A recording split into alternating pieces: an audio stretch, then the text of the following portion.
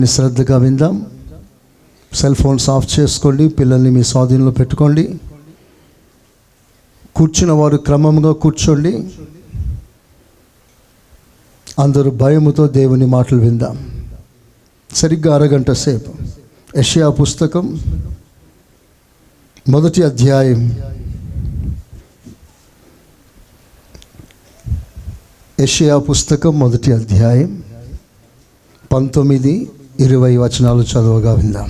మీరు సమ్మతించి నా మాట వినినెడల మీరు భూమి యొక్క మంచి పదార్థములను అనుభవింతురు. మీరు సమ్మతించి నా మాట వినిన ఎడల మీరు భూమి యొక్క మంచి పదార్థములను అనుభవిస్తారు. సమ్మతింపక తిరగబడిన ఎడల నిశ్చయముగా మీరు ఖడ్గము వలన కూలుతురు.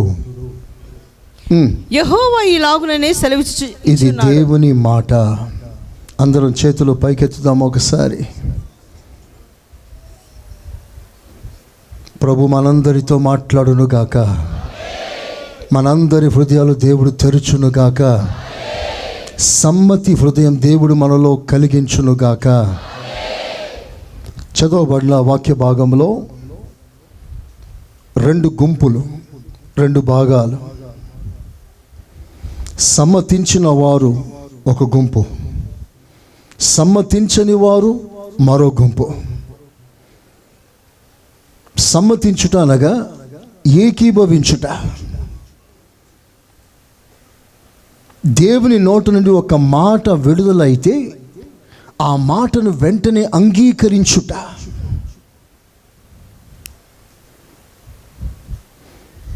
హృదయపు అంతరంగములో చేర్చుకొనుట.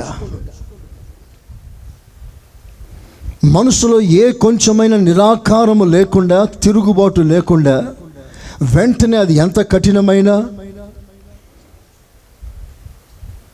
ఎంత గొప్ప విషయమైనా వెంటనే సమ్మతించగలిగిన మనసు. అలా సమ్మతించి లోబడగలిగిన వారు. 2వ గుంపు అంగీకరించకుండా తిరగబడ్డవారు.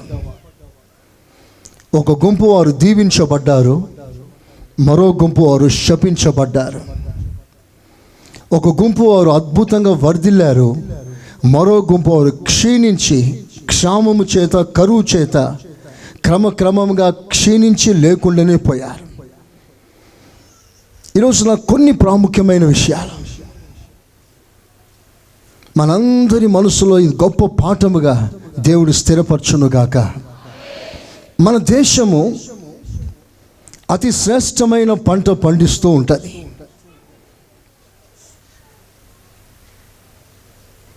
వ్యవసాయకులేమి, తోటమాలులేమి, వ్యాపారవేత్తలేమి,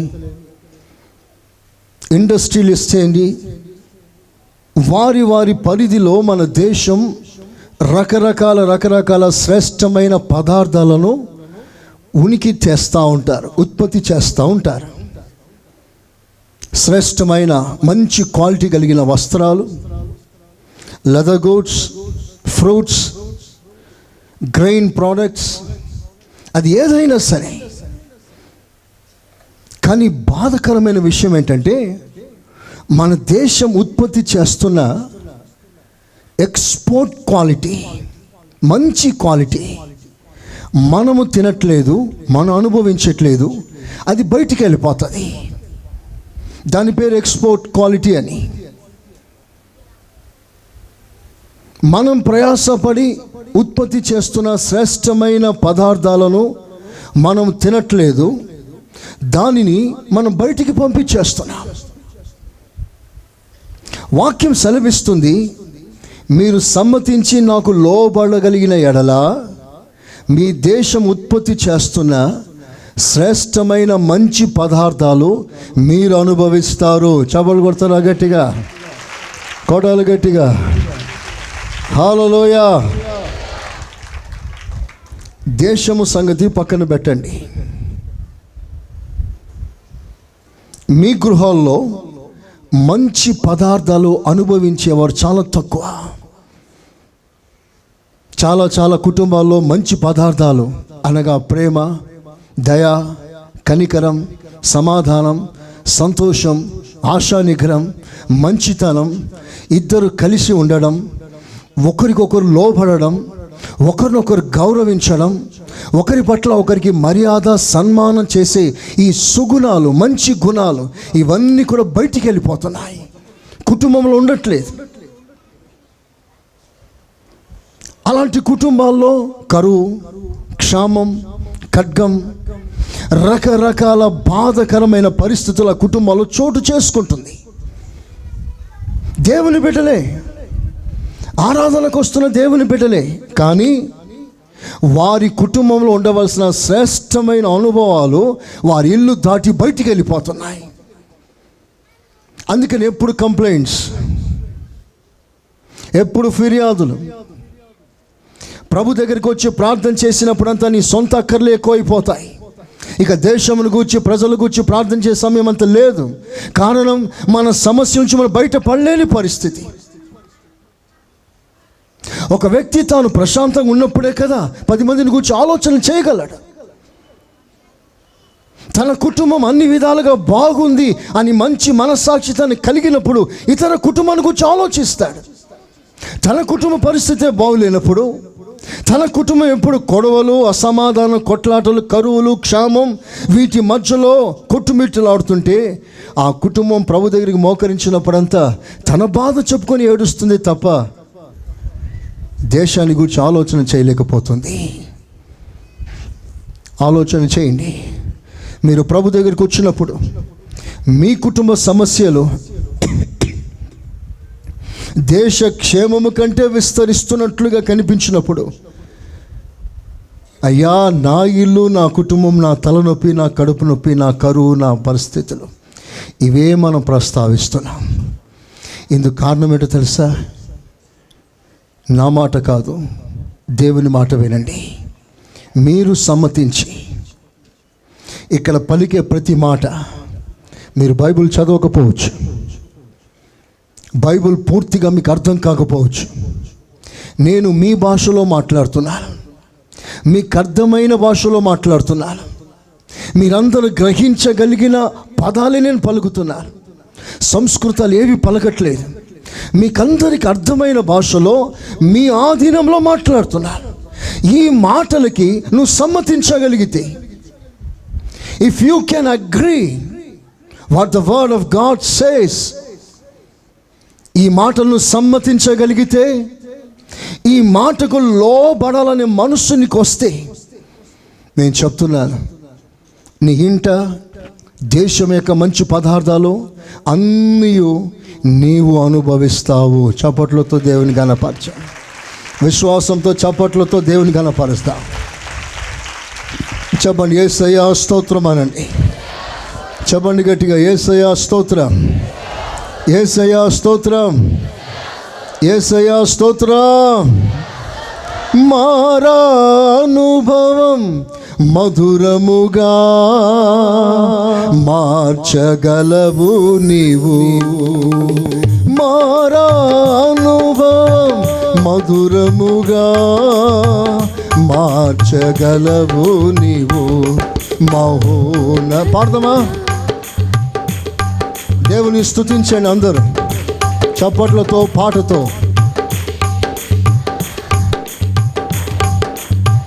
ఇంకొంచెం.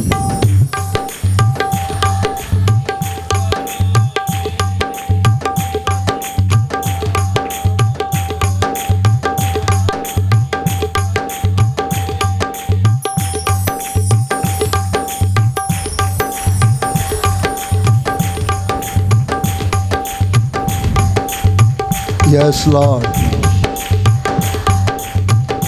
మోడు బారిన జీవితాలు,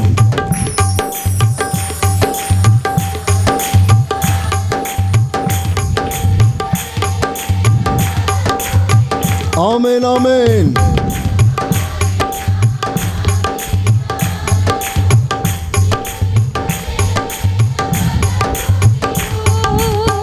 మారా అనుభవం ఎస్.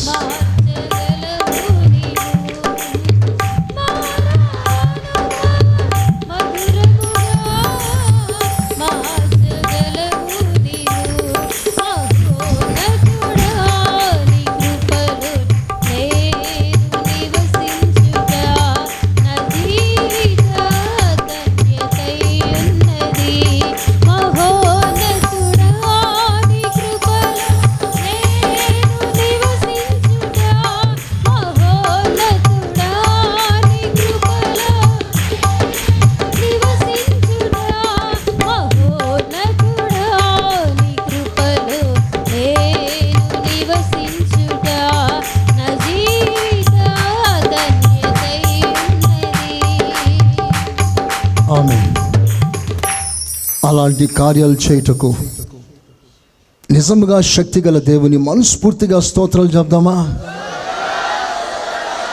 గట్టిగా. Thank you Jesus, thank you Jesus, thank you Jesus, thank you lord. నన్ను మధురమని పిలవకండి, నా పేరు మారా, నా బ్రతుకు చేదెక్కింది. ఒకనాడు ఉన్నత స్థానంలో ఉన్నాను, అట్టడుగు భాగంలో దిగిపోయాను, నా జీవితంలో మాధుర్యం ఎంత మాత్రం లేదు అని గోల పెట్టుకొని ఏడ్చింది. సర్వం కోల్పోయింది. తన ఇంట్లో ఉన్న ఆశీర్వాదాలు ఏవి ఒక్కటి లేదు. She lost everything. ఆయనను మూడు బారిన జీవితాలను చిగురింప చేయు దేవుడు ఆ కుటుంబాన్ని దర్శించాడు. మరలా ఆ కుటుంబానికి రావాల్సిన దీవెనలు ఒక్కటి తక్కువ కాకుండా సర్వము సమృద్ధిగా దేవుడు అనుగ్రహించాడు. హల్లెలూయా. మీరు సమ్మతించిన ఎడల దేవుడు దర్శించాడు అని మాట విన్నది Naomi. She just heard the visitation of God. వెంటనే వెంటనే లోబడింది. లోబడుట మాత్రమే కాదు, వెంటనే సమస్తాన్ని వదిలి, ఏది వదులుకుందో, ఎక్కడి నుంచి తప్పిపోయిందో ఆ మొదటి స్థితికి మరలా వచ్చింది. కనికరము గల దేవుడు నీ కంట నుండి కారే ఒక్క చుక్క కన్నీటి వలన కదిలే దేవుడు. ఆయన సాక్షిగా నీ జీవితాన్ని విప్లవాత్మకంగా దేవుడు మార్చేస్తాడు. చెప్పండి ఆమేనని. హల్లెలూయా. ఆమె జీవితాన్ని మార్చేశాడు. నమ్మకంగా లోబడిన రూతు జీవితం సర్వం కోల్పోయింది. తన ఇంటిని కూల్చుకుంది. కానీ లోబడుట వలన మరలా తన ఇంటిని కట్టుకునే కృప దేవుడిచ్చాడు. హల్లెలూయా. ఇలాంటి సాక్ష్యాలు బైబిల్లో ఎన్నో ఎన్నో. Every blessings of God is dependent upon your obedience. ప్రతి దీవెన నిబంధనతో కూడింది. నువ్వు చేస్తే నేను చేస్తాను, నువ్వు వస్తే నేను వస్తాను. రక్షణ ఉచితమే, కానీ దైవికమైన ప్రతి దీవెన వెనుక నీ యొక్క సమ్మతి అవసరం. నువ్వు సమ్మతించకుండా ఏమీ జరగదు. అందుకని ఈ రోజున కొంచెం లోతుగా మిమ్మల్ని నడిపించాలని దైవ సేవకునిగా నేను ఆశిస్తున్నాను. దేవుడు నా నోరును, నాకున్న సమస్త ప్రకటన స్థిరపరిచి అది మీకు ఆశీర్వాదకరంగా దేవుడు మార్చునుగాక. Amen, amen. సమ్మతించని ఎడల, తిరగబడిన ఎడల ఖడ్గం వస్తుందంట కుటుంబం మీదకి. కుటుంబం మీదకే ఖడ్గం దిగి వస్తుంది. అక్షరాలుగా అలాగే జరిగింది ఒక కుటుంబానికి. ఆ కుటుంబం పేరు సౌలు. సౌలు మహారాజు, మహాచక్రవర్తి. తదనంతరం వారసత్వం పొందే కుమారులు తన ఇంట ఉన్నారు. రాజ్యాన్ని ఏలగలిగిన సామర్థ్యం కలిగిన వారు, బలవంతులైన కుమారులు. కానీ సౌలు దేవుని మాటకు లోబడకపోవడం వలన ప్రధానమైన పొరపాటు, తనలో అసూయ, పగ, ద్వేషం, ఈర్ష్య, రకరకాల శరీర కార్యాలన్నీ కూడా అవిధేయత నుంచి పుట్టుకొచ్చినవే. He was disobedient to God's voice. నేడు పరిశుద్ధాత్ముడు నీతో మాట్లాడగా నీ హృదయం కఠినపరచుకోకుండా నువ్వు లోబడాలని వాక్యం సెలవిస్తుంది. కానీ సౌలు అవిధేయుడయ్యాడు, లోబడలేకపోయాడు. దాని వలన తన జీవితం ఎలా ముగిసిందో చెప్పమంటారా? నాకు ఆ మాటలు చెప్పటానికి కూడా చాలా ఇబ్బందిగా ఉంది. యుద్ధం జరుగుతుంది, కష్టపడుతున్నాడు, ప్రయాసపడుతున్నాడు, శత్రువును పారద్రోలాలని మిగులా ప్రయాసపడుతున్నాడు. కానీ తన వల్ల కావట్లేదు. చెమటోడుస్తున్నాడు, రక్తం వచ్చి ప్రయాసపడి శత్రువులు తరిమే ప్రయత్నం చేస్తున్నాడు. తన వల్ల కావట్లేదు. శత్రు క్రమంగా జ్వరపడుతున్నారు. శత్రు ఎదుట సౌలు ఓడిపోతున్నాడు. తన సైన్యం తన కళ్ళ ముందు కుప్పలుగా కూలిపోతున్నారు. ఏమైపోయింది మీకు? రాజ్యాలను జయించామే, నలు దిశల విజయ పదంలో సాగిన ఈ సైన్యం ఈ రోజున ఎందుకు ఓడిపోతుంది?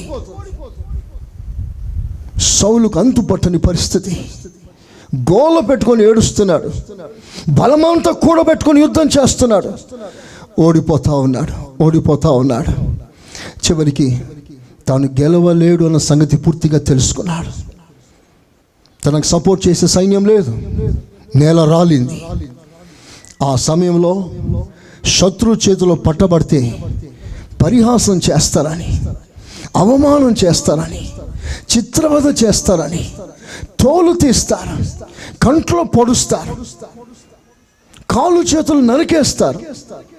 ఈ బాధలన్నీ ఎందుకయ్యానని తన పక్కనే ఒకడు ఉంటే వాడిని పిలిచి వాని చేతి కత్తిచ్చి కళ్ళు మూసుకుని నన్ను పొడిచేరా, నన్ను చంపేరా అని బ్రతిమాలుకుంటాడు. చావటానికి బ్రతిమాలుకుంటాడు. కానీ ఆ పనివాడు భయపడి పారిపోతాడు. ఆ సమయంలో తన కత్తి తానే తీసుకొని కడుపులో కస్స పొడుచుకొని చచ్చిపోయాడు, ఆత్మహత్య చేసుకున్నాడు. It was an disastrous end. చాలా విషాదకరమైన ముగింపు. అలాంటి పరిస్థితి ఏ శత్రువుకు కూడా సంభవించకూడదు. తన మరణం తానే తీసుకున్నాడు, సూసైడ్. ఎందుకు? సమ్మతించని ఎడలా నువ్వు తిరగబడితే ఖడ్గం నీ మీదకి వస్తుంది. అలాగే సౌలు మీదకి వచ్చింది. వస్తుంది అనే వాగ్దానం, ఆజ్ఞ వచ్చిన ఒక నిదర్శన, ఎగ్జాంపుల్. దేవుని మాట ఏది తప్పిపోదు. అది శాపమైన ఆశీర్వాదమైన ఆయన పలికిన ప్రతి పలుకు ప్రతి వారి జీవితంలో నెరవేర్చబడుతుంది. అందరు మనసారా ఆమేన్ అన్నారా? ఆమేన్. తన చేతులారా చంపుకున్నాడు, లోబడలేకపోవడం వల్ల. అందుకే ఒక దైవ సేవకునిగా సంఘాన్ని ఖండించి హెచ్చరించి బోధిస్తున్న బోధ ఏమిటంటే, ఆయన మాట చెవిన పెట్టండి, ఆయన మాటకు లోబడండి. ఇక్కడ ఒక మనిషిని చూడవద్దు, ఒక మనిషి స్వరం విన్నట్లుగా మీరు వినవద్దు. సాక్షాత్తు దేవునితో మాట్లాడుతున్నాడు. ఆయన మాట్లాడితే ఆ స్వరాన్ని నువ్వు వినగలిగినప్పుడు ఖచ్చితంగా నువ్వు ఆయనకు లోబడాల్సిందే. ఆ తీర్మానం కులరా. దేవుడు నిన్ను నీ కుటుంబాన్ని ఆశీర్వదించును గాక. ఆమేన్, ఆమేన్. చూడండి ప్రియులారా, లోబడుట వలన దేశము యొక్క మంచి పదార్థం, శ్రేష్టమైన పదార్థం అనుభవించినట్లుగా దేవుడు చేస్తాడు. అలాగూ లోబడి దేవునికి తండ్రికి లోబడి దేశము యొక్క మంచి పదార్థములను అనుభవించిన ఒక సాక్ష్యం మీ ముందు ఉంచుతాను. Excellent example. అతని పేరు యోసేపు. అతని దేవుడు ఎక్కడ తీసుకొచ్చాడంటే, ఫ్రమ్ పిట్ టు ప్యాలెస్. ఒక దీన స్థితిలో నుండి ఒక ఉన్నత స్థితిలోకి తెచ్చాడు. దేశము యొక్క మంచి పదార్థములను అనుభవించే భాగ్యం దేవుడు అతనికి ఇచ్చాడు. చేతులెత్తి ఆమెనని గట్టిగా చెప్పండి, గట్టిగా. శ్రేష్టమైన స్థానం, శ్రేష్టమైన పదవి, శ్రేష్టమైన పలుకుబడి, శ్రేష్టమైన వరం, శ్రేష్టమైన అభిషేకం, శ్రేష్టమైన ఫలం, శ్రేష్టమైన ధాన్యం, ఎవ్రీథింగ్ బెటర్ క్వాలిటీ. ఇంత శ్రేష్టమైన అనుభవాలు యోసేపుకి ఎలా దక్కింది? వివరాల్లోకి వెళ్దాం. కొన్ని మాటలు. ఆదికాండం 37వ అధ్యాయం 13వ వాక్యం. అప్పుడు ఇశ్రాయేలు యోసేపును చూచి, నీ సహోదరులు షెకెములో మంద మేపుచున్నారు, నిన్ను వారి యొద్దకు పంపేదను రమ్మన్నప్పుడు అతడు మంచిదని అతనితో అప్పగించుకొనెను. అందరు తలలో పైకెత్తండి. తండ్రి చిన్నవాడిని పిలిచాడు, కొడుకా నేను అన్నల దగ్గర పంపిస్తారా, వాళ్ళ క్షేమస్థితిని సమాచారం తెలుసుకుని నా దగ్గర రావాలి. వారు ఎలా ఉన్నారు? నా గుండెలో బాధగా ఉంది. పోయి చాలా కాలమైంది, చాలా దూరం వెళ్ళారు. వారు ఎలా ఉన్నారు? వాళ్ళు తింటున్నారా? వాళ్ళ పరిస్థితి ఏమిటి? అక్కడ పరిస్థితులన్నీ ఎలా ఉన్నాయి? నాకు చేదు ఆందోళనకరంగా ఉందిరా, నువ్వు వెళ్ళి క్షేమ సమాచారం తెలుసుకొని రా నా దగ్గరికి అని తండ్రి చిన్నవాడిని పిలిచి అన్నల దగ్గరికి పో అంటాడు. వెంటనే యోసేపు ఏమన్నాడో తెలుసా? ఓకే డాడీ, మంచిది, మీరు ఎలా చెప్తే అలాగే వింటాను. ఇంతకీ ఏ అన్నల దగ్గరికి వెళ్ళమంటున్నాడు? ఏ అన్నల దగ్గరికి వెళ్ళమంటున్నాడు? ఆ అన్నలు ఎలాంటి వారు? ఒకసారి 3వ వాక్యం చూడండి. మరియు యోసేపు ఇశ్రాయేలు వృద్ధాప్యమందు పుట్టిన కుమారుడు గనుక తన కుమారులందరికంటే ఎక్కువగా అతన్ని ప్రేమించి అతని కొరకు విచిత్రమైన నిలువుటంగి కుట్టించెను. అతని సహోదరులు తమ తండ్రి అతనిని తమ అందరికంటే ఎక్కువగా ప్రేమించుట చూసినప్పుడు, అందరికంటే ఎక్కువగా ప్రేమించుట చూసి వారు అతని మీద పగబట్టి అతనిని క్షేమ సమాచారమైనను అడగలేకపోయిరి. అతనిని బాగున్నాడా, అతడు బాగుండాలి, మంచిగా ఉండాలి, తండ్రి ముద్దు బిడ్డ, అతడు క్షేమంగా పెరగాలి అని ఎవరు ఆశించట్లేదు.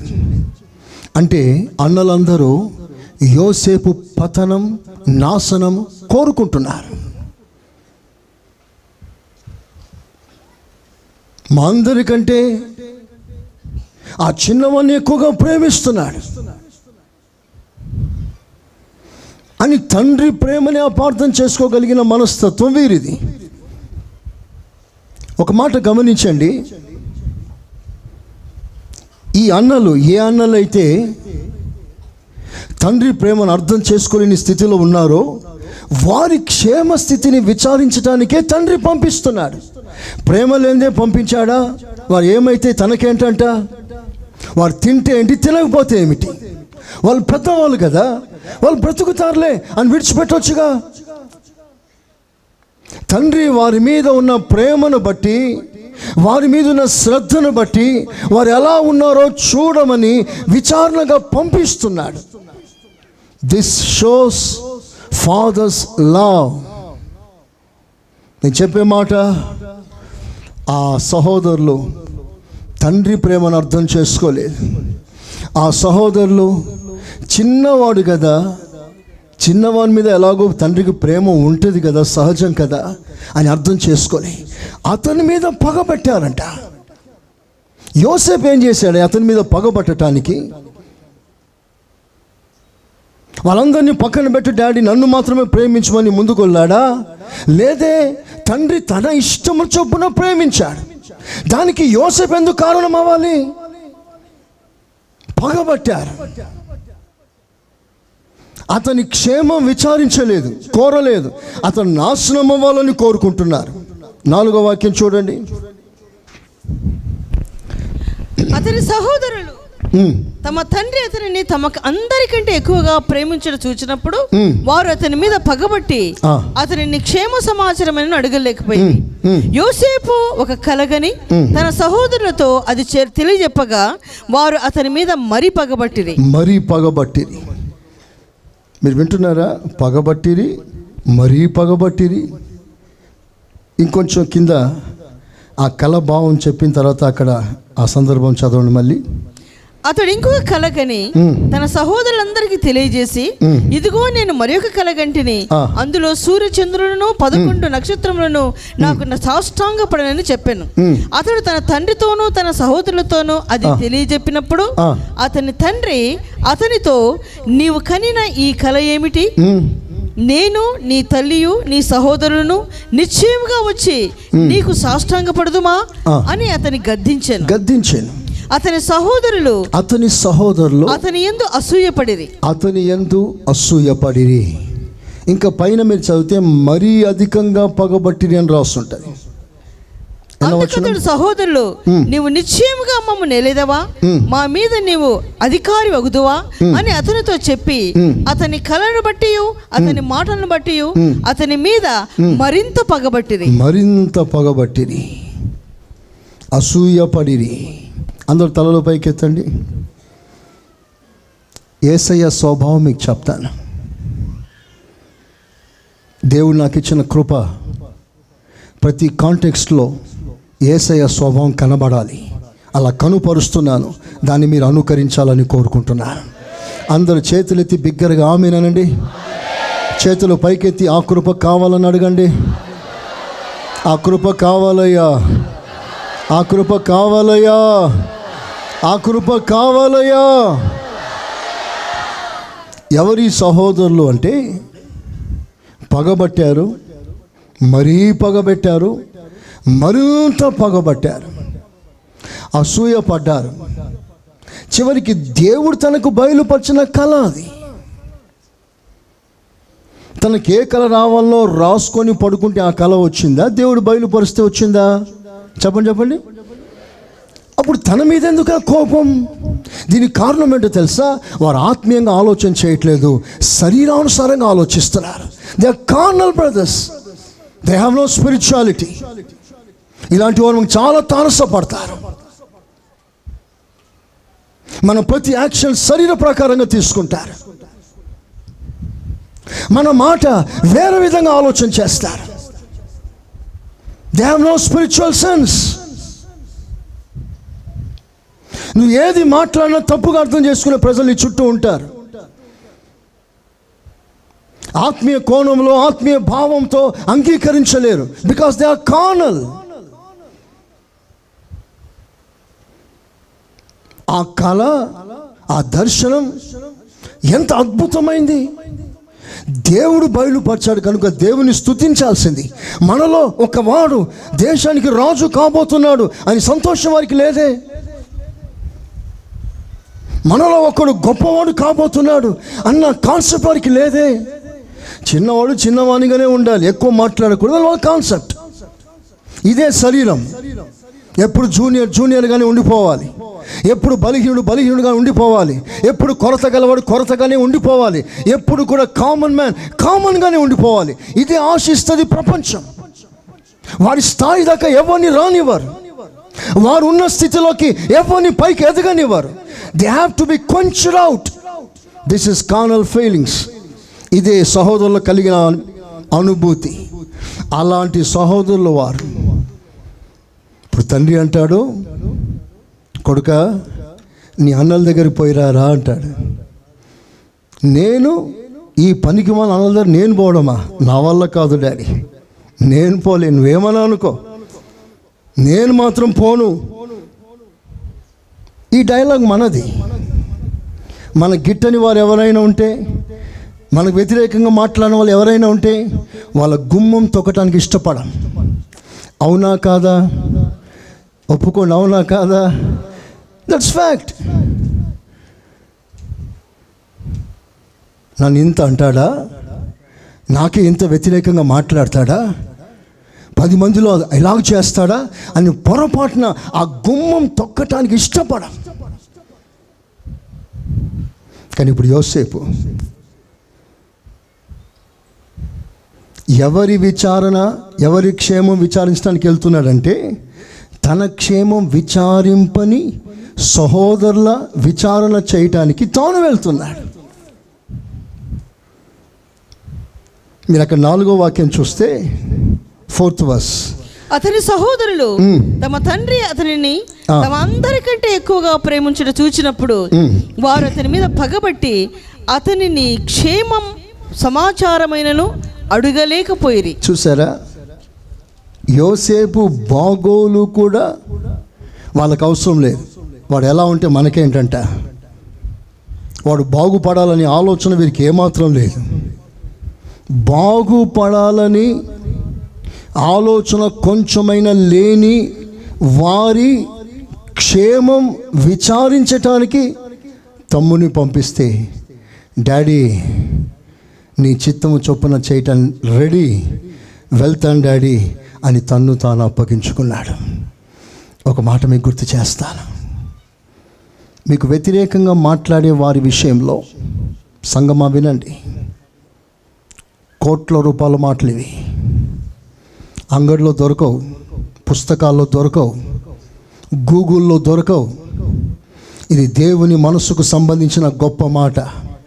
నీకు వ్యతిరేకంగా మాట్లాడిన ఏ వ్యక్తినైనా సరే ఆ వ్యక్తి బాగుపడాలని మనసులో ఎప్పుడైనా కొంచెమైనా ఆలోచన చేయగలమా? నోటి మాటతో క్షమించినట్లుగా పలకగలమేమో, కానీ మనసులో శపించవా? నిన్ను బాధ పెట్టిన వాని క్షేమం నువ్వు కోరగలవా? నిన్ను తూలనాడిన నీ వారి విషయంలో వారు బాగుండాలని వారి క్షేమం గురించి ఎప్పుడైనా నువ్వు కోరావా అని ప్రశ్నిస్తే మనలో చాలామంది లేదు అని చెప్పాల్సి వస్తుంది. ఒక మాట మీకు జ్ఞాపకం చేస్తాను, వెరీ ఇంపార్టెంట్. ఒకవేళ నీకు వ్యతిరేకంగా మాట్లాడే ఆ వ్యక్తి విషయమై నువ్వు మౌనంగా, నువ్వు పట్టించుకోకుండా, అతని క్షేమం విచారించకుండా, అతడు బాగుపడాలి అతని కొరకు ప్రార్థన చేయకుండా ఉంటే నీవు శరీర సంబంధివి. యేసు ప్రభు పలికిన ప్రతి మాట కోట్ల రూపాయల ముత్యముల కంటే విలువైంది. ఆయన చెప్పిన ఒక మాట ఏంటో తెలుసా? నీ శత్రువుని ప్రేమించు. ఒక్కసారి మనస్ఫూర్తిగా దేవునికి స్తోత్రం చెప్దాం. ఎంత పెద్ద హృదయం అండి అది! What a big heart! తనను పొడిచిన వారిని, తనను హింసించిన వారిని, తన తలపై ముళ్ళ కిరీటం పెట్టిన వారిని, చిత్రవధ చేసిన వారిని, ముఖాన ఉమ్మి వేసిన వారిని, ప్రభావిని క్షమించు అని వారి కొరకు ప్రార్థన చేయగలిగిన పెద్ద హృదయం నా ప్రభుది. ఆయన అంటాడు, ఆ హృదయం తనతోనే పెట్టుకోకుండా మీ శత్రువులను మీరు ప్రేమించండి అన్నాడు. చప్పట్లతో దేవుని కనపరుస్తా. హల్లెలూయా. ఒకవేళ మీరు ప్రభుని చూడకపోవచ్చు, నేను ధైర్యంగా గుడ్డ మీద చేసి చెప్తున్నాను, ఇందుకు నేను మాదిరి అయి ఉన్నాను. I'm the example for this. నీకు వ్యతిరేకంగా మాట్లాడిన వారు, నీకు వ్యతిరేకంగా క్రియ చేసిన వారు, వెనుక గుంతలు తవ్విన వారు, నేను 10 మందిలో తూలనాడినట్లుగా చేసిన వారు, ఎందరో సహాయం కొరకు వస్తే నువ్వు ఇలా మాట్లాడినావు కదా, నువ్వు అలా అన్నావు కదా, ఒక్క మాట మాట్లాడాను. వాళ్ళు అలా మాట్లాడిన సంగతి నాకు తెలుసు, కానీ వారికి చేయవలసిన సహాయం చేసి నేను పంపిస్తాను. ప్రభు ఒక మాట అంటాడు, మంచి మాట. చదవండి, పేతురు మొదటి పత్రిక 2వ అధ్యాయం. పేతురు మొదటి పత్రిక 2వ అధ్యాయం 20వ వాక్యం. 2:20. తప్పిదమునకై దెబ్బలు తినినప్పుడు మీరు సహించిన ఎడల మీకేమి ఘనము? తప్పిదములకై అనగా తప్పులు చేసి దెబ్బలు తింటే దాంట్లో ఏం లాభమయ్యా? మేలు చేసి బాధపడినప్పుడు, మంచి చేసి దెబ్బలు తగిలినప్పుడు నువ్వు సహించాలి. అది దేవునికి సంతోషమగును. అందరూ చప్పట్లు కొడదామా గట్టిగా? సంతోషంగా కొట్టగలరా? హల్లెలూయా. నువ్వు చేసిన దానికి శిక్ష నీ మీదకి వచ్చి బాధపడితే దాంట్లో గొప్ప ఏం లేదు. నీ చేయిని నెత్తిన పెట్టుకున్నావు, లేనిపోని శాపం తెచ్చుకున్నా, కానీ నీవు మేలు చేసి దెబ్బతింటే, మేలు చేసి గాయపొందితే, మేలు చేసి నిన్ను పలు రకాలుగా నిందించి అవమానపరిస్తే అప్పుడు నువ్వు సహించు, అప్పుడు దేవుడు సంతోషిస్తాడు. ఆమేన్. ఒకవేళ మీరు అంటారేమో, అట్లెందుకు నేను సహించాలి, నేను చేయని నేరం నేను ఎందుకు నెత్తిన పెట్టుకోవాలి, నేను అనకుండా నేను అన్నానంటే నేను ఎందుకు మౌనంగా ఉండాలి?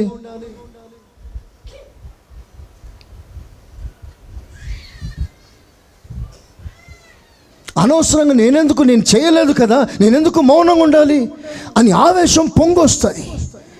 అలాంటి వారితో దేవుడు మాట్లాడుతున్నాడు, బిడ్డ అలాంటి సమయంలో నువ్వు మౌనంగా ఉండగలగాలి, అందుకే నువ్వు పిలువబడ్డావు. మనస్ఫూర్తిగా చప్పట్లతో దేవుని ఘనపరుస్తా.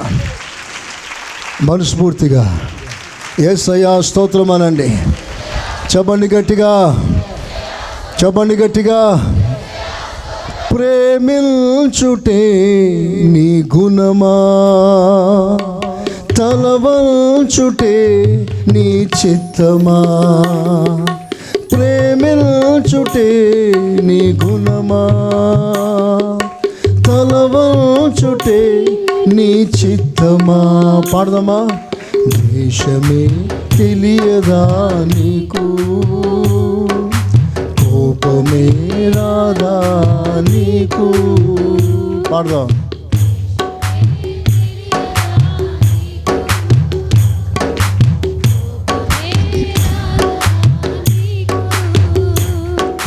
ప్రేమించుటే నీ గుణమా,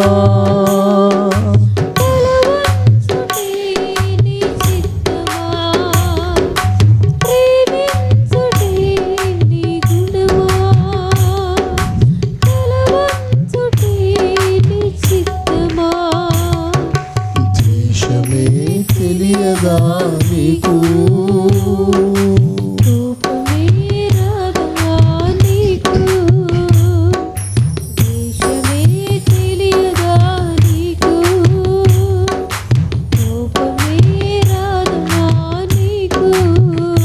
ఒకసారి పిలాతు అడుగుతున్నాడు ప్రభుని, యేసు నువ్వెందుకు మౌనంగా ఉన్నావు, రుజువుపరుచుకొని నోరు తెరువు మాట్లాడు, నేను నిన్ను విడిపిస్తాను. అలా సైలెంట్గా ఉంటే ఏమని అర్థం, మాట్లాడు అన్నాడు. ప్రభు అంటాడు, విడిపించుట బంధించుట అది పైనుంచి వచ్చిన ఆర్డర్స్ అని. Praise the lord. ఆయన నుంచి వచ్చిన ఆర్డర్ కనుక నీ వల్ల ఏం కాదయ్యా. అది బంధకాలైనా అది విడుదలైనా పైనుంచి వచ్చింది కనుక నేను మౌనంగా సమ్మతిస్తాను. Praise the Lord. What a great spiritual concept it is.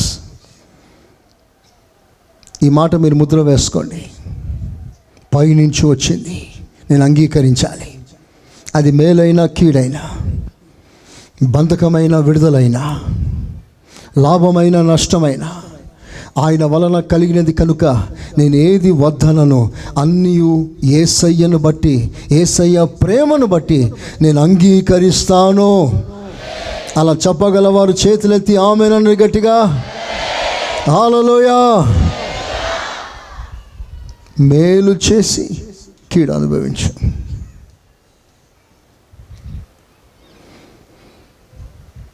ఒకవేళ ఇది నీకు కష్టంగా ఉందేమో, అప్పుడు ప్రభు కంటిన్యూ చేస్తున్నాడు. ఆయన మాటల్ని ఇంకా కంటిన్యూ చేస్తూ ఏమంటున్నాడో ఒకసారి చూద్దామా? కంటిన్యూ చేయండి. 21 పేతురు మొదటి పత్రిక 2:21.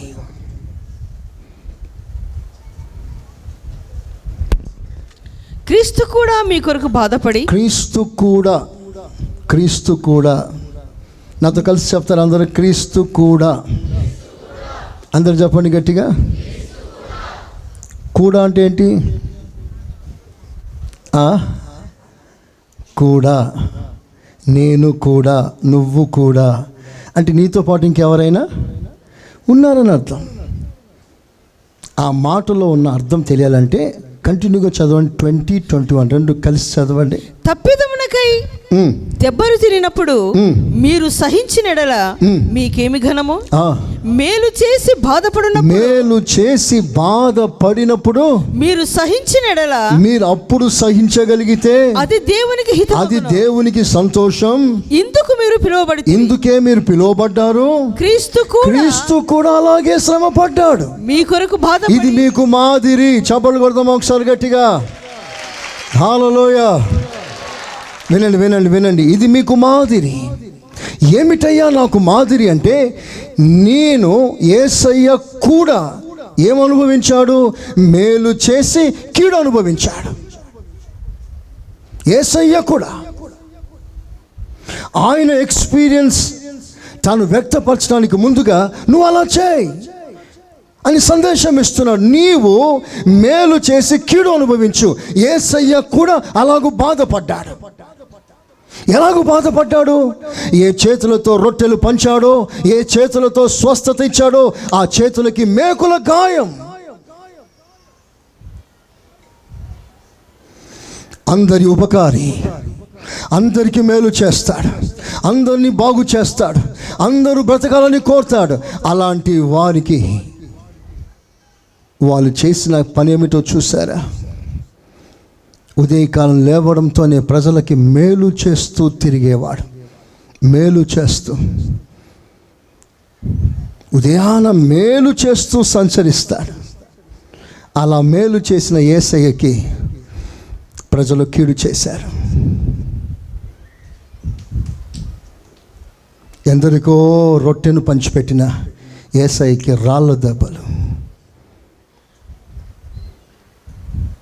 దీన జనాలికి పంచిన రొట్టెలే రాలైనాయి. ఆ పాట అన్యుడు పాడిన ఎంత అర్థంగా ఉంటుంది. ఈ రోజున నీ జీవితంలో నీవు ఎంతోమందికి మేలు చేస్తా. వారందరూ నీకు తిరిగి మేలు చేస్తారని ఎక్స్పెక్ట్ చేయకు. చాలాసార్లు ఎక్కడో దూరంగా ఉన్నవాడు ఏదో అంటే ఓకే, మనకు పెద్ద పరిచయం లేదులే, దగ్గర సంబంధం ఏం కాదు, ఏదో అన్నాడులే పోనీలే అని విడిచిపెట్టవచ్చు. నీకు బాగా దగ్గరగా ఉన్నవాళ్ళు నీ హృదయాన్ని కెలికితే, నిన్ను బాధ పెడితే తట్టుకోలేని బాధ అది.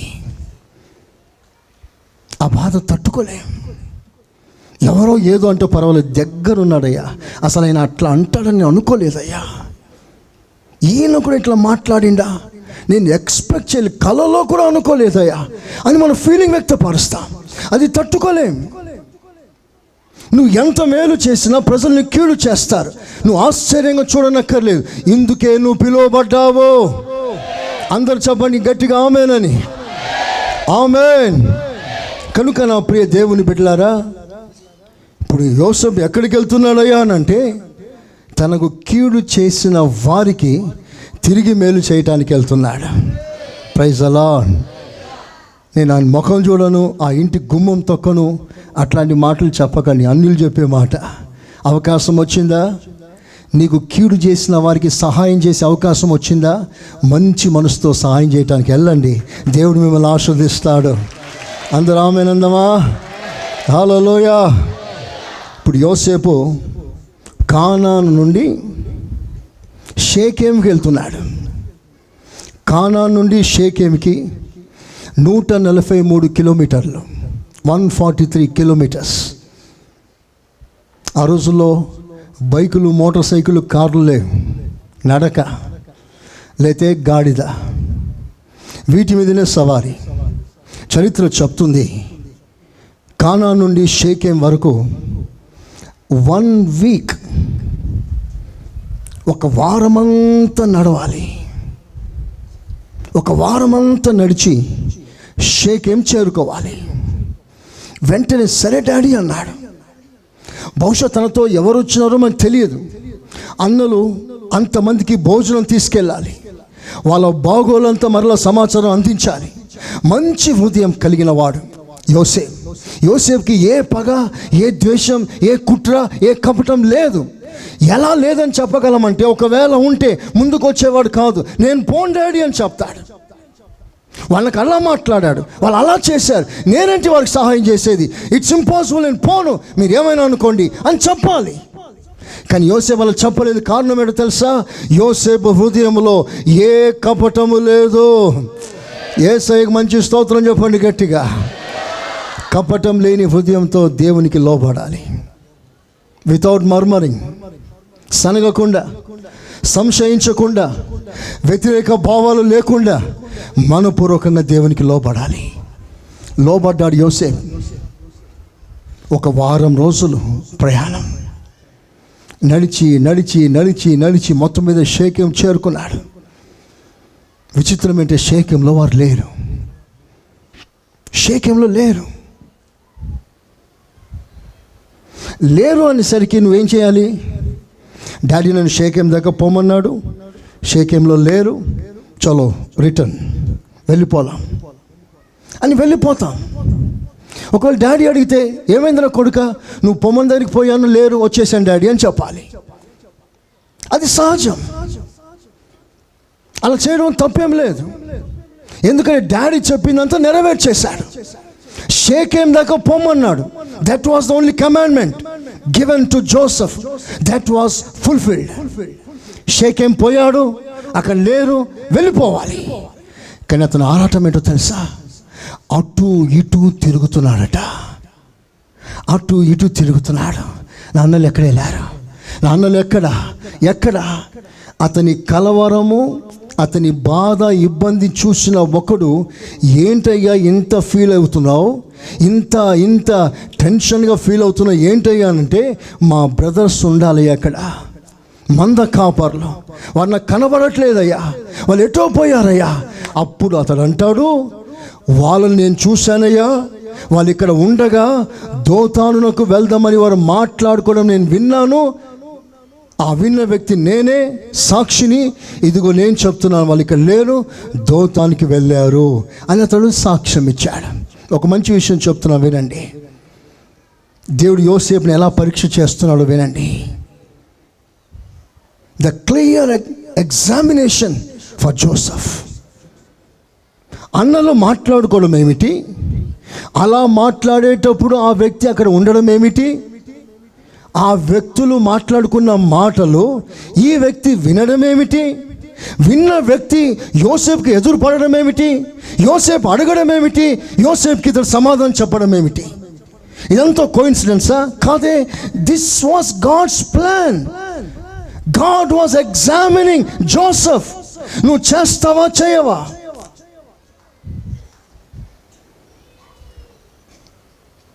తేటగా తెలిసిపోయింది. దేవుడు పరీక్షిస్తున్నాడు యోసేపుని. ఓకే, షేకెంలో లేరు, దోతానుకు వెళ్తున్నాడు. దోతాన్ అంటే మరలా 32 కిలోమీటర్స్ దాటిపోవాలి. 32 కిలోమీటర్స్. 32 కిలోమీటర్స్ అంటే ఒకరోజు ప్రయాణం. ఒక రోజంతా నడవాలి. ఎవరి కొరకు? తన క్షేమం కోరేవారా, తనను గౌరవించేవారా, తనను ఘనపరిచేవారా, హింసించేవారు, గుండె నిండా చేదు పెట్టుకున్నవారు, నాశనమైపోతే బాగుండు అని కోరుకునే ఆ సహోదరుల కొరకు మరలా 32 కిలోమీటర్ల ప్రయాణం. బ్రందరు వినండి, తలలో పైకెత్తండి, కాస్ట్లీ మాట చెప్తాను వినండి. 2 అనుభవాలు. షేకెం దాకా ఒక అనుభవం, షేకెం నుండి దోతాను వరకు ఒక అనుభవం. షేకెం వరకు తండ్రి ఇచ్చిన ఆజ్ఞ అక్కడికి నెరవేరింది. షేకెం నుండి దోతాను వరకు తను తండ్రి మీద ఉన్న ప్రేమను వ్యక్తపరుస్తున్నాడు. స్తోత్రం చెప్పండి గట్టిగా. That was not commandment. తన విధేయతలు అది లేదు. షేకెం వరకే తన విధేయత. కానీ షేకెం తర్వాత దోతాను వరకు ఎలా పోగలిగాడు? అది తన నిర్ణయం. దేవుడు చెప్పింది కాదది, తండ్రి చెప్పింది కాదది. That was his determination. అన్ని దేవుడు బైబిల్లో చెప్పలేదు. నీ నిర్ణయం కూడా అవసరమై ఉంది. చేతులెత్తి ఆమేనండి గట్టిగా. చాలాసార్లు ఇది బైబిల్లో లేదు, అది బైబిల్లో లేదు అని చెప్తా ఉంటాం. తప్పించుకోవటానికి సాకులు. బైబిల్ అలా ఉందా? బైబిల్ అలా ఉందా? అలా లేదు కదా. బైబిల్లో లేదు కదా అని సాకులు చెప్తా ఉంటాం. అన్ని బైబిల్లో లేవు. కొన్ని మంచి విషయాలు, అది చెడ్డ విషయాలు ఏదైనా సరే నీ మనస్సాక్షికి తెలుస్తుంది. నువ్వు తీర్మానం చేసుకోవాలి. You have to take the decision. ప్రియులారా, షేకేం వరకు దాని పేరు విధేయత, షేకేం తర్వాత దోతాన్ వరకు దాని పేరు ప్రేమ. ప్రేమ. ఎలా పోగలిగాడు యోసేపు? తండ్రిని ప్రేమించాడు కనుక. నన్ను పంపిన తండ్రికి నేను సమాచారం ఇవ్వాలి. నా తండ్రి ఒకవేళ ఈ సమాచారం వినకపోతే కృంగిపోతాడు, కలవరపడతాడు, బాధపడిపోతాడు. అది నేను చూడలేను. నా తండ్రి సఫర్ కావడం నేను చూడలేను కనుక నేను ఖచ్చితమైన ఒక సమాధానం ఇచ్చి వెళ్తాను. ఇక్కడ ఒక మాట వినండి. షేకేం దాకా పంపించడం నోటి మాట, కానీ తండ్రి హృదయంలో ఎక్కడున్నా సరే నా పిల్లల క్షేమం నాకు తెలియాలి అని ఒక చిన్న ఆలోచన హృదయంలో ఉంది. దానిని పసిగట్టగలిగాడు యోసేపు. కేవలం చెప్పింది చెప్పినట్లుగా చేయక, చెప్పిన దాని వెనుక తండ్రి మనసు ఏమిటో దానిని గుర్తించడమే దేవుని స్వభావం. చప్పలు కొట్టండి గట్టిగా ఒకసారి, చప్పండి గట్టిగా. హల్లెలూయా, హల్లెలూయా. మీకు అందరికీ మాట అర్థం కావాలి. పరిశుద్ధ గ్రంథంలో ఎన్నో విషయాలు దేవుడు చెప్పాడు. చెప్పింది చేయడం ముఖ్యం కాదు, చెప్పిన దాని వెనుక దేవుని మనసు ఏమిటి, ఎందుకు చెప్పాడు.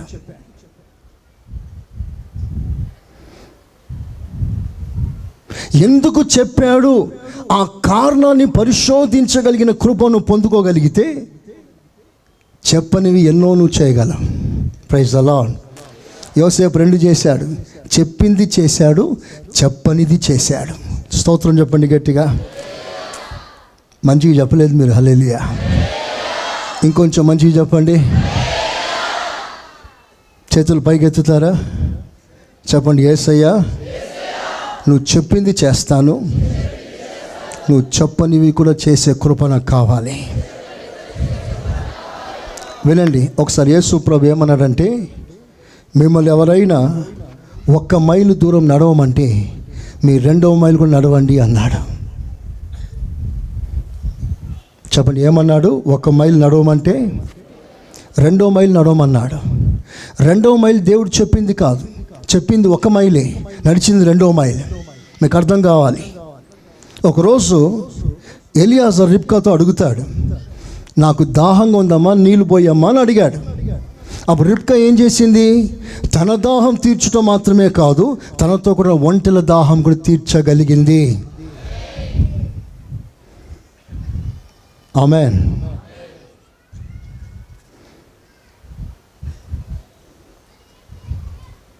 సౌలు దావీదుని 100 తోలు అడిగాడు. ఒక మనిషిని తోలు చర్మం 100 అడిగాడు, కానీ దావీదు 200 తీసుకొచ్చి ఇచ్చాడు.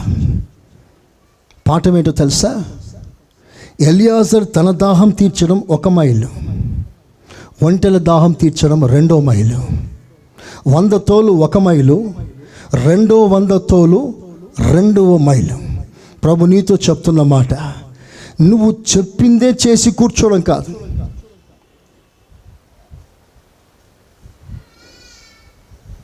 ఇది ఇక్కడ శుభ్రంగా పెట్టండి అనంటే నా మనసు ఇక్కడ మాత్రం శుభ్రం కాదు, ఇదంతా శుభ్రంగా ఉండాలని. తలకాయలో ఏం చేస్తాడు? అది మాత్రం శుభ్రం చేస్తాడు, ఇది విడిచిపెడతాడు. అంటే నేను చెప్పింది విన్నాడు కానీ నా మనసు అర్థం కాలేదు. మరి ఎవరికి అర్థమవుతుంది దేవుని మనసు? ఆయన అధికంగా ప్రేమించే వారికి. మంచిగా చెప్పండి ఆమేనని. యోసేపు ఎవరో తెలుసా? తండ్రిని అధికంగా ప్రేమించాడు. ఒక పాఠం ఇక్కడ. తండ్రి యోసేపుని ఎక్కువగా ప్రేమించాడు. ఆ ప్రేమకి ద్రోహం చేయలేదు, ఆ ప్రేమకి అపనమ్మకంగా లేడు. తనను అంతగా ప్రేమించిన తన తండ్రిని తాను ప్రేమించాలని తీర్మానం చేసుకున్నాడు. అదే దేవుడు కోరుకుంటున్నాడు. దేవుడు ఎంతో నిన్ను ప్రేమిస్తే స్పందన, ఆ స్పందన నీలోంచి దేవుని కలగాలి. దేవుడు ఎంతో ప్రేమించాడు, మరి నువ్వెంత ప్రేమిస్తావు? ఎంతో ప్రేమించిన దేవుడు నువ్వెంత ప్రేమిస్తావు? అనుకూలమని బట్ట, ఏదో నీకు వీలైనంత మట్టుగా దేవుడు నిన్ను ఎంతో ప్రేమిస్తే నువ్వెంతో ప్రేమిస్తున్నావు. నీ మనస్సాక్షి ఉంటే, ఆ మనస్సాక్షి బ్రతికే ఉంటే, ఆ మనస్సాక్షిలో ఒక స్వరం వినబడగలిగితే, దేవుడిని ఇంత ప్రేమించాడే, ప్రాణం ఇచ్చాడే, అవమానం నిర్లక్ష్యం చేశాడే, నీ కొరకు పరలోకం దిగి వచ్చాడే, మరి నీకు ప్రభు కొరకు నువ్వేం చేస్తున్నావు అని ఒకవేళ ప్రశ్న నీ అంతరంగంలో రేగితే దానికి నువ్వు ఏం సమాధానం చెప్పగలవు?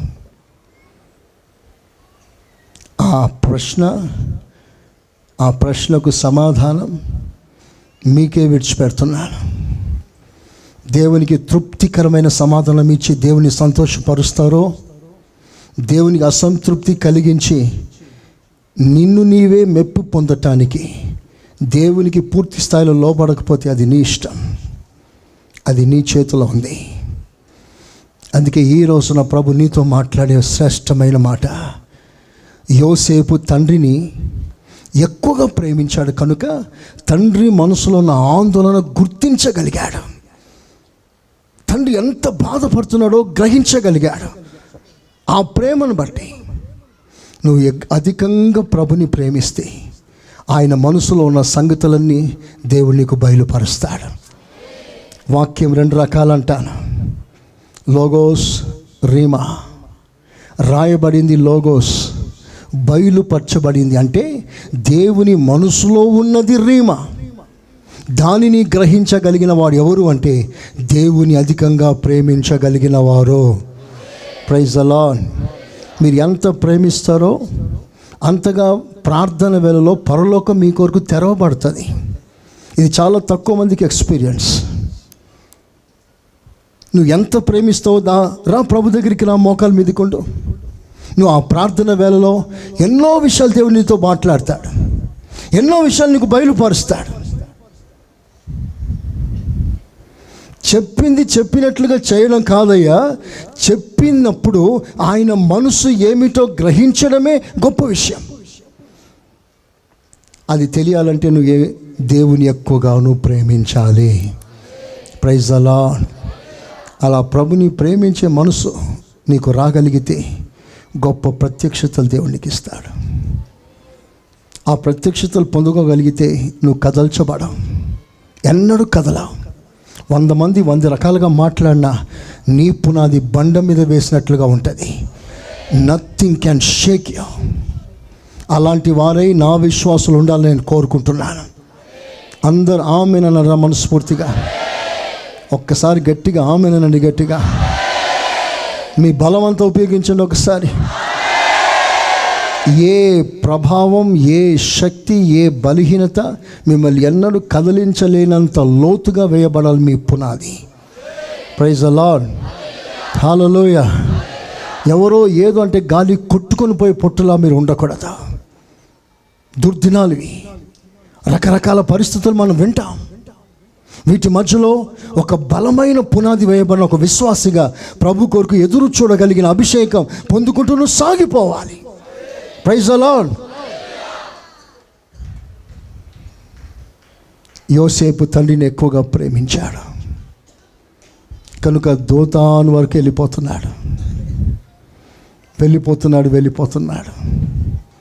వెళ్ళిపోయాడు. తర్వాత తనకి హానర్, ఘనత, గౌరవం కలిగిందా? లేదు. ఎంత మనోపూర్వకంగా ప్రేమించాడో, ఎంత మనోపూర్వకంగా సేవ చేయటానికి వెళ్ళాడో, ఎంత హృదయపూర్వకంగా వారిని కూర్చున్న ఉపకారం, మేలు చేసి తిరిగి సమాచారం ఇవ్వాలని ఆశించాడో, తాను అంత ప్రయాసపడి వెళ్తే అతన్ని పట్టుకొని ఇష్టం వచ్చినట్లు తిట్టేశారు. 2nd స్టెప్ కొట్టేశారు. 3 స్టెప్ దూషించేశారు. 4వదిగా గుంతలో వేసేశారు. ఇవన్నీ ఎదురు చూడలేదు యోసేపు. యథార్థంగా వారిని ప్రేమించి వారి దగ్గరికి వెళ్ళి వారి మేలు చేయాలనుకున్నాడు. కానీ అతనికి ప్రజలు కీడే చేశారు. ఒక మాట పైనుంచి దేవుని స్వరం వినగలిగితే, యోసేపు ఇలాగు జరుగునట్లుగా నువ్వు పిలువబడ్డావు, జాగ్రత్త, ఏది వద్దనకు, అన్నీ అంగీకరించాలి. ఆమేన్. హల్లెలూయా. అన్నీ అంగీకరించాడు. మేలు చేయటానికి వెళ్ళాడు, కీడు అనుభవించాడు. చివరికి అతను పట్టుకున్నారు, కొట్టేశారు, అమ్మేశారు. సొంత తమ్ముతో వ్యాపారం చేశారు. సొంత తమ్ముతో, పక్కింటంతో కాదు, సొంత తమ్ముతో వ్యాపారం చేశారు. ఎలాంటి రోజులో తెలుసా అవి? బంధాలు బంధుత్వాలు ఏమీ లేవు. తండ్రి కూతుర్లే కానీ, భార్య భర్తలే కానీ, కొడుకులు కుమారులే కానీ, తమ్ముళ్ళే కానీ, ఎవరైనా సరే ఒకరితో ఒకరు వ్యాపారం చేసుకుంటున్నారు. వారికి లాభాలు కావాలి. ఆ లాభాల కొరకు ఎవరినైనా తాకట్లో పెడతారు, ఎవరినైనా పక్కన పెట్టేస్తారు. మనిషికి లాభం కావాలి. రిలేషన్షిప్స్ ఈ రోజుల్లో ఏమీ లేదు, సున్నా.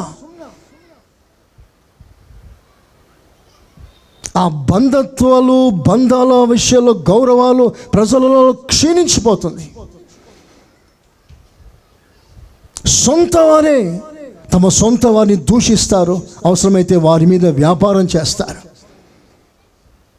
తమ సొంత వారు ఏడుస్తారే, బాధపడతారు, ఏముండదు, లాభం కావాలి మనిషికి. అలాంటి రోజు చివరికి అమ్మేశారు. అక్కడ కీడు అనుభవించాడు. చివరికి జైల్లో వేశారు. అక్కడ అతని దేవుడు ఆశీర్వదించడం మొదలు పెట్టాడు. ఆ తర్వాత దేవుడు అతని స్థానాన్ని ఎంత ఘనమైనదిగా మార్చాడంటే, యావత్ ప్రపంచం కూర్చున్న కుర్చీల కంటే యోసేపు కుర్చీ ఉన్నతంగా దేవుడు హెచ్చించాడు. అందరూ ఆమేనని గట్టిగా హల్లెలూయా. ఆ తర్వాత ఈ అన్నలు వచ్చారు. వచ్చిన తర్వాత ఒకానొక సమయమున తండ్రి చనిపోయిన తర్వాత అన్నలు వణికిపోతున్నారు. పగ సాధిస్తాడు, కక్ష తీర్చుకుంటాడు, సాధిస్తాడు. అతడు ఒక్క మాట సెలవిస్తే మన భవిష్యత్తు ఖరాబ్ అయిపోతుంది, పాడైపోతుంది, ఎలాగో అని ఏడుస్తున్నారు. అప్పుడు యోసేపు దగ్గరికి వచ్చి, అన్నలారా మీరేం బాధపడకండి, పగ సాధించే మైండ్ నాది కాదు. స్తోత్రం, హల్లెలూయా. పగ సాధించనయ్యా, నేను మీకు మేలు చేయాలనుకున్నారు, మీరు నాకు కీడే చేశారు. మీరు కీడు చేశారు కనుక నేను మళ్ళీ మీకు కీడు చేయను. నేను చేయగలను, ఏమైనా చేయగలను మిమ్మల్ని, కానీ ఏ కీడు చేయను. మరలా నేను మీకు మేలే చేస్తాను. అందరూ ఆమేనందమా. మరలా మేలు చేశాడు. చివరికి ఆ దేశంలో శ్రేష్టమైన ప్రదేశం గోషాన్, ఈజిప్ట్, టోటల్ ఈజిప్ట్లో సస్యశ్యామలమైన ప్రదేశం గోషాన్. ఆ స్థలం వారికి ఇవ్వబడింది. అందులో శ్రేష్టమైన ఫలాలు, ధాన్యాలు వారికి ఇవ్వబడ్డాయి. సకల ఐశ్వర్యం దేవుడు వారికి కలగజేశాడు. ఇప్పుడు వినండి, మన వాగ్దానం ఏమిటి? సమ్మతించి నా మాట విని ఎడల దేశము యొక్క మంచి పదార్థములను నువ్వు అనుభవిస్తావు.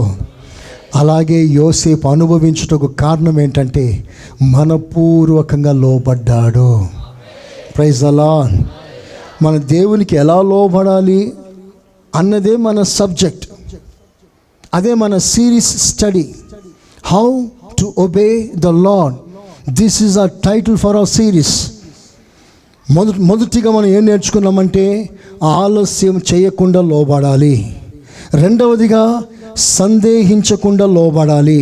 అందరూ ఆ మాట చెప్పండి గట్టిగా. ఒకటి, ఆలస్యం చేయకుండా లోబడాలి. శిష్యులు పిలిచిన వెంటనే లోబడ్డారు. సెకండ్, సందేహించకుండా లోబడాలి. దేవునికి ఇచ్చిన వాగ్దానాలు చాలా కఠినంగా ఉండవచ్చు, అది నెరవేరడం చాలా కష్టం అనిపిస్తుంది, కానీ నువ్వు నమ్మాలి. ఎందుకంటే మాట ఇచ్చిన వాడు నెరవేర్చువాడు. ఆమేన్. సందేహం లేకుండా లోబడాలి. మూడవదిగా ఈరోజు మేము నేర్చుకున్నది మనపూర్వకంగా లోబడాలి. అందరూ ఆమేనండి. చెప్పండి, ఎలా లోబడాలి? ఏది చేసినా మనిషికి చేసినట్లుగా కాదు, దేవునికి చేసినట్లుగా మీరు లోబడాలి. ఒక మనిషికి చేసినట్లుగా మీరు ఫీల్ కాకూడదు. బైబిల్ అదే సెలవిస్తుంది. ఒక్కసారి మాట చదవని ముగిస్తాను. ఎఫెసీ 6:4.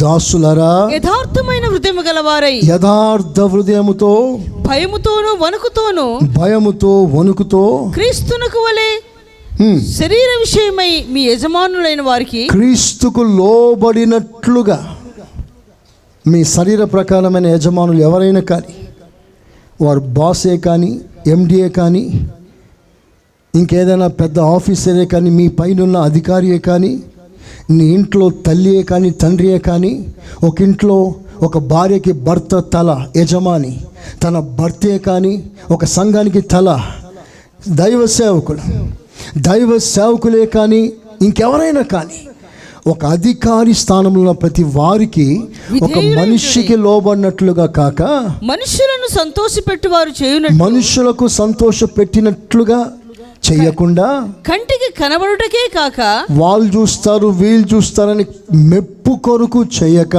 క్రీస్తు దాసులమని ఎరిగి, దేవునికి దాసులమని ఎరిగి, దేవుని చిత్తమును మనఃపూర్వకముగా, దేవుని చిత్తాన్ని మనపూర్వకంగా చేస్తాం. మనుషులకు చేసినట్టు కాక, అదిగా మాట చాలా ముఖ్యమైనది. మనుషులకు చేసినట్లు కాక, ప్రభువునకు చేసినట్టే, దేవునికి చేసినట్లే ఇష్టపూర్వకముగా ప్రతిదీ ఇష్టపూర్వకంగా చేయండి. ఒకసారి చప్పట్లతో దేవుని గణపరుస్తామా గట్టిగా? ఏది చేసినా మనిషికి చేసినట్లుగా చేయకూడదు. నేను ఎప్పుడు చెప్తూ ఉంటాను, నేను వాకిలు ఊడ్చి పేడ చల్లి సాపలు వేసిన ఆ రోజుల్లో, పరిచర్య చేస్తున్న రోజుల్లో, ప్రతి సాప వేస్తున్నప్పుడు నా మనసులో ఉన్న ఆలోచన ఏమిటంటే, నేను వేసే చేపలో దేవుడు నడుస్తాడు. Praise the lord. అందరూ వెళ్ళిపోతారు, చివరికి నేను ఉడుస్తాను మందిరాన్ని, ఆ గ్రౌండ్ని ఉడుస్తాను. ఉడిచి చేపలు చుడతాను. చుట్టేటప్పుడు ఏమని ఆశిస్తూ, ఏమని అనుకుంటూ చుడతానంటే, నా ప్రభు నడిచిన చేపలివి, నా ప్రభు దిగి వచ్చిన చేపలివి, దీన్ని ఎత్తే భాగ్యం దేవుడు నాకు ఇచ్చాడు అని స్తోత్రం చెప్తూ నేను చేపలు తీస్తాను. మనకెందుకులే బాబాయ్ అన్నట్లుగా మీరు వింటున్నారు. ఒక్కడ ఆమెనన్నాడా అంటే మిమ్మల్ని చేయమన్న ఉద్దేశం కాదు, చెప్పినా మీరు చేయరు. చాలామంది పరిచర్యను గురించి చాలామందికి చాలా తక్కువ ఆలోచన ఉంటుంది. దీంట్లో ఆశీర్వాదం తెలియక, సాక్షాత్తు యేసు ప్రభే శరీరధారిగా మీ ఇంటికి వస్తే మీరు ఎలా స్పందిస్తారు? పెద్ద కుర్చీ వేస్తారు, అయ్యా నీకేమయ్యా ఏమి ఇష్టమయ్యా అని అడిగి తెలుసుకొని చేస్తారు. పోతానంటే వద్దంటారు, ఏదైనా ఇస్తూ ఉంటారు. ఒకవేళ నిజంగా యేసు ప్రభు మీ ఇంటికి వస్తే పొరపాటున విడిచిపెట్టారు. మరి ఆ యేసు ప్రభు మన మధ్యలో సంచరించినప్పుడు, ఆయన బంగారు పాదలు తాకినప్పుడు ఆ సాపలు ఎత్తడం ఎంత భాగ్యం అండి, చాలా భాగ్యం. అది ఒక సాపే మాత్రం కాదు, ఏదైనా సరే ఒక మనిషికి చేసినట్లుగా ఎప్పుడు చేయకండి, దేవునికి చేసినట్లుగా మీరు చేయండి. Praise the lord. అది ఎలా చేయమన్నాడు దేవుడు? మనపూర్వకంగా. అందరూ మాట చెప్పండి, గట్టిగా చెప్పండి, హుషారుగా. ఎలా ఎలా ఎలా? మనపూర్వకంగా, సనగక, సంశయించక, బలవంతంగా కాకుండా సనగక మనస్ఫూర్తిగా మీరు చేయండి. అప్పుడు దేవుడు మిమ్మల్ని ఆశీర్వదిస్తాడు. దేవుడు మిమ్మల్ని దీవించును కాక. అందరూ మోకరించండి.